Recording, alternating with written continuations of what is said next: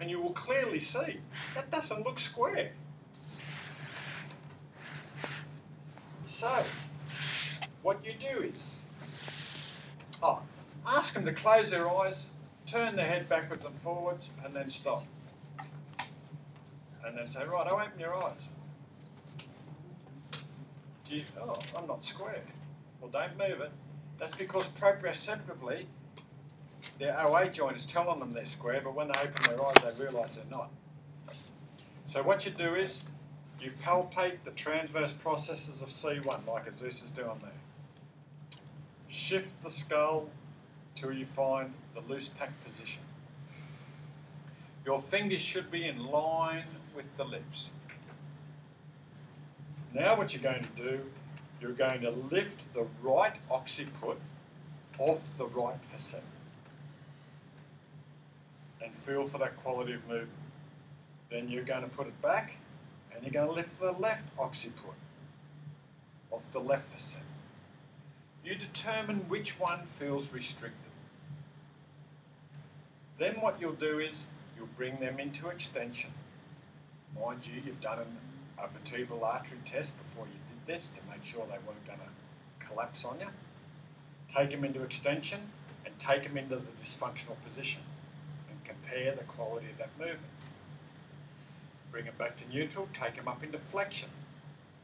Take them into the dysfunctional position. Compare the quality of that movement. Whichever one you feel is the most restricted, you will stay in that position.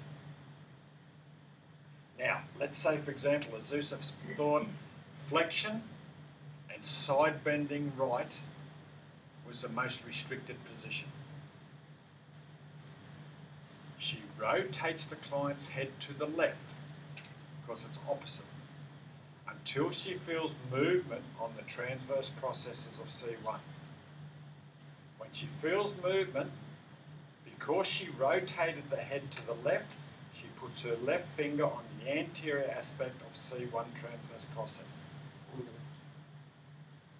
She'll put her right finger on the posterior side of the right transverse process. What this does, it will lock C1 into an isometric contraction when she contracts. If this is an acute, very painful position, she'll ask her client not to do any movement, but merely move their eyes. So you may have instructed them prior to, if I want you to go into extension, put your eyes up. If you want to go into flexion, put your eyes down. If you want to turn left, etc. So you can do that.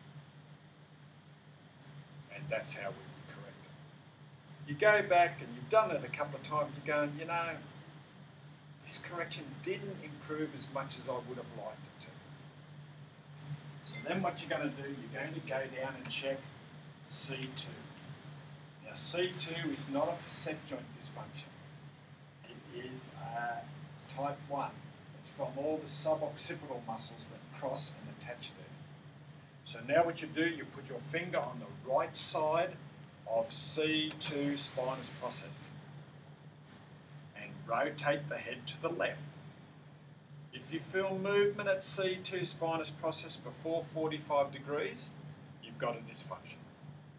Bring the head back to neutral, put your finger on the left side, rotate the head to the right.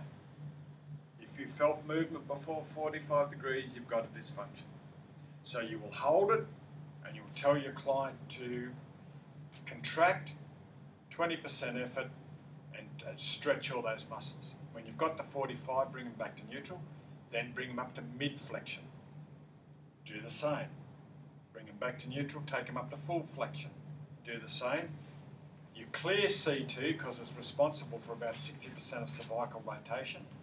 Go back, do your C1 again, and then you should have a good correction. Okay, anyone have any questions?